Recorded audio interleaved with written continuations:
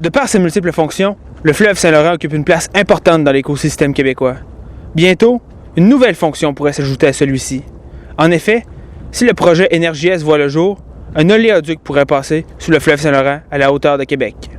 Le jeudi 12 novembre 2015, TransCanada était au centre des congrès de la ville de Lévis. Pour l'occasion, des manifestants se sont déplacés afin d'exprimer leur opposition au projet.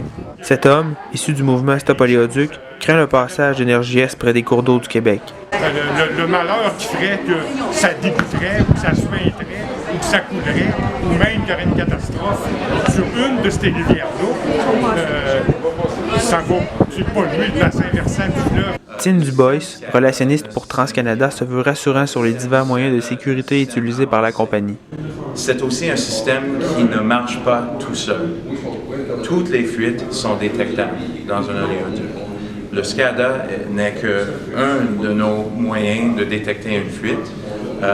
Le système, les capteurs qui sont placés le long d'un oléoduc mesurent le débit, la température, la pression, afin de nous permettre de voir s'il y a une anomalie.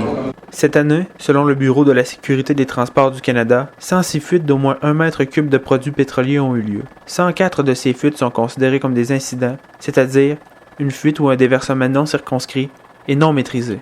Déjà en 2014, le Conseil des Canadiens expliquait qu'Énergie-Est pouvait être une menace pour la qualité de l'eau potable et pour la faune marine du Saint-Laurent. En cas d'incident, en combien de temps une équipe pourrait décontaminer les lieux? C'est une excellente question, puis je sais que c'est une question qui exige une réponse exacte et précise.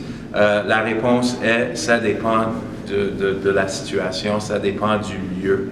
C'était Samuel Fournier pour l'Exemplaire.